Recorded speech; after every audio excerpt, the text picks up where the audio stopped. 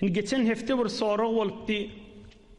Hak Resulullah aleyhissalatu vesselam tahiyyetü mescid hazır da okanak.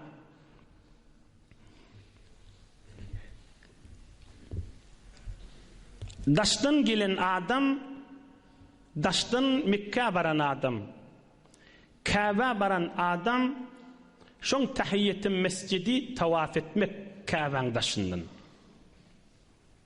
Qaytay deyin, daştan baran adam, Mekke baran adam, Kabe barya, tahiyyetü mescid okuymalı, 2 rekat, şon tahiyyetü mescidi 7 qaytar Kabe'nin daşından tavaf etmek.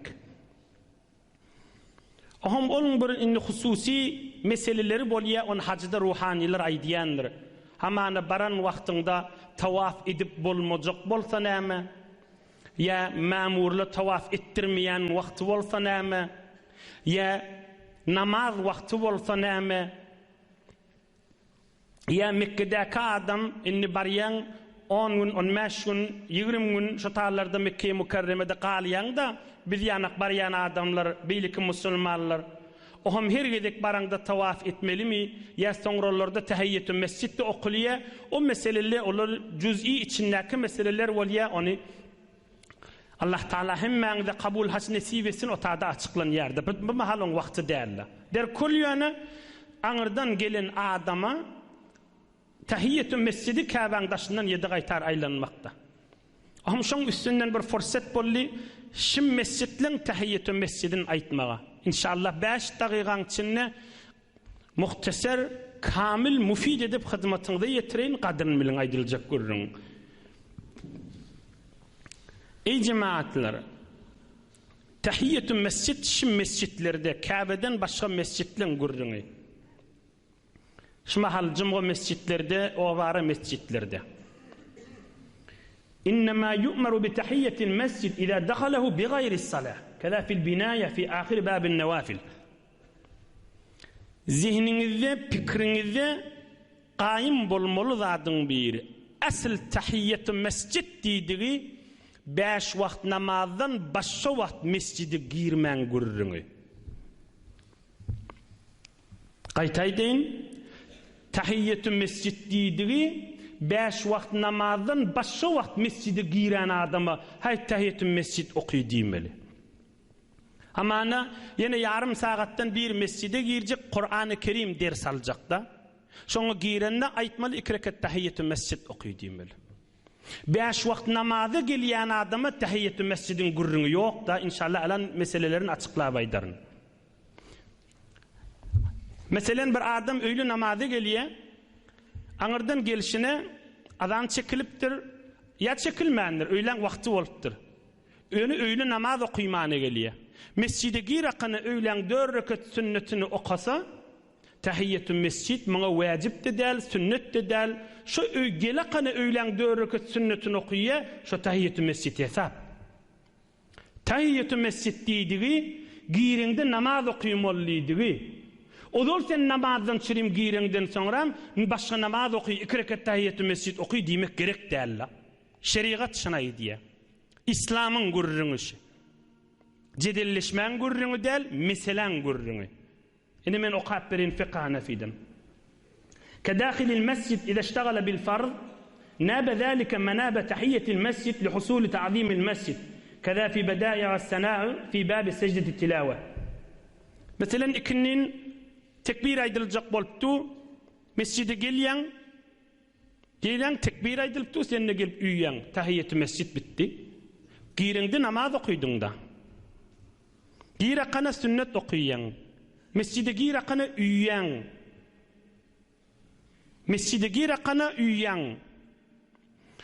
Zihniňizde başga soallary getirip bermäň. İnşallah soallaryň jogaplary bar içinde. Fakat aýdylýan zat gowy düşünseňiz beter gowy bolar. فلو كان دخوله بنية الفرض لكن بعد زمان يؤمر بها قبل جلوسه كذا في رد المحتاج. إما كننا ماذا قليان أذان شكلبتر tekbir aydılmağa 10 daqiqa 15 daqiqa ba girip sen oturacak. Indi bil adam girenni 2 rekat okuy diýmeli.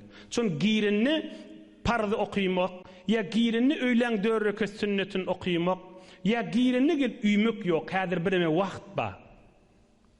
Häzir bireme wagt ba ki milleti de güýmejek däl ha. Tekbir aýdyljak bolupdyka derrew ýokary galyp iki rekat tahiyyat mesjid okan bolmaly, on gurrun alan gelir. Gurrun şi aňyrdan gelipdir. Tekbir aýdylmaga wagt ba, sünnetde okulmaly, okulmaýar. Gerekana oturacak, özde ikin namazdan ewinçe. Ya öýle namaz, 4 rekat sünneti ýene 5 dagygadan, 10 dagygadan okaryn diye. Onu ol adam mescide girenni 2 rekat tahiyyat mescid okuymalı. Emma girekana parda ya sünneti güýmense, yani meşgul bolsa, şuru etse şonu başlasa, on boynuna tahiyyat mescid yok, sünnet de der. Tahiyyat mescid okanmalsan, gowul orduda dip bolmaýaşan hakkında. Yine aýdyň, asli tahiyyat mescid girende bir namaz okuymalydygy. Çe farz bolsun, çe sünnet bolsun, çe nefil bolsun. إلا إذا دخل بعد الفجر أو العصر فإنه يسبح ويهلل ويصلي على النبي صلى الله عليه وسلم وكذا من لم يتمكن لحديث أو لشغل كذا في الدر والرد. Erti 2 rekat sünnetini öýünne okap mescide gaýtypdyr. Ertin 2 rekat sünnetini okap mescide gelýär, gele kana oturamal tahiyyat mescid okulmaly. Sünnet bilen parzyň arasynda namaz okulmaýar. Birde daňatandan soňram günnogy ýansa nefil okulmaýar. Ya ikinniden soňram bir girýär mescide. İkinnisin okapdyr, mescide girýär. Akşam namazy yarım sagat ba. İkinni bilen akşamary nefil okulmaýar. Tahiyyat mescidde okamalylar. Oham näme etmeli? İçine mescide girenni Subhanallah, elhamdülillah, Allahu ekber, la ilahe illallah aýsa tahiyyat mescidin ýerine bolýardy. Ya mescide girýän, görseň märeke we 2 rekat tahiyyat mescid okyp boljakka, wagız başlajak. Märeke kynçylyk boljak, tekbir aýdyljak bolupdy. Sen tahiyyat mescid okuysaň jemaat kyn görjek, hemme kişiden gözleşipdi. Ay bir de gijag alyp kep namazy güýmenen bolupdy diýip okamallar. Gele kana mescidde oturmaly. Subhanallah, elhamdülillah, Allahu ekber, la ilahe illallah aýdyp oturmaly. Alan tekbir aýdyljak ahim. Märeken saklamalylar. Şu uluwatyn çekitçi bolsun. Bir qariň aýtýan gurrun däl, şerigatyň aýtýan gurruny. Ve qari bilen işim yok diyor, bir şeriatın gurrunun iş bolmaly bolar. Din aýdýar bu gurruny. Şeriat İslami aýdýar. Jedilleşilýän zat ba, jedilleşilmeýän zat ba, jedilleşilýän zat däl. Bilinýän zat ilm gurrun. Ve tekfihi li kulli yawmin marratan. Bir adam mescide dol gir çykýar. Her gezek girende tahiyyat mescid okuymalymy? Her bir güne bir tahiyyat mescid okuysaň bolýar, boýnundan aýrylýar. Hamany bir Kur'an ders berýär, erti bilen saat 8-de mescide girýär. Öýleden soňra mescide girýär, ýastan soňra mescide girýär, akşamdan soňra mescide girýär. Erti bilen saat 8-de mescide girýän 2 rekat tahiyyat mescid okuysa bir gününe bolýar. Soňra okularda okuýmasa da bolýar. Ve la tasqutu bil julus kaza fi ad-durr al-muhtar. Mescide girýär, hamany ikinni azan çekilipdir, mescide girýär. Aham görýär, o tekbir aýdylmaga 10 dagyga dagba, inni özü oturdy. 1 dagyga oturdy, 2 dagyga oturdy, 5 dagyga oturdy. Ay tahiyyat mescid okuýaýyn diýse okuýamalla. Oturup ýokary galyp, "Uy sen oturdun, inni tahiyyat mescid okuyup bolmaýar" diýip bolmaýar. Bir miktar oturundan soňra da okuýsaň boýnundan aýrylýardy. Adan çekilipdir mescide girýän, 5 dagyga oturýan. Tekbire wagt barmy diýen, ha 10 dagyga wagt bar diýer. Am ay tahiyyat mescid okuýaýyn diýip okuýsaň sünnetiň bitýär, soga bişetdiginde. Oham bir ulamalar aýdýanlar, belki peýgamberimiz aýdýar, Rasulullah aleyhissalatu vesselam, mescide gireňizde oturmaqaňyz 2 rekat okuýun diýip. Ol oturmaqaň 2 rekat okuýmak فهو بيان للأولى.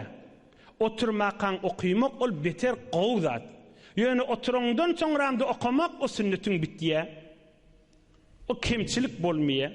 Oturmakan okuysan barından gowy. Emma oturundan soňra tahiyyatü mescid okumandyr nipdir ýokary galyp okasaň sünnetiňde bitti, sogaby da aldyň. Indi bir de tahiyyatü mescid meselesi boldy. Allah Taala dünýä we ahiretiňizde abad etsin.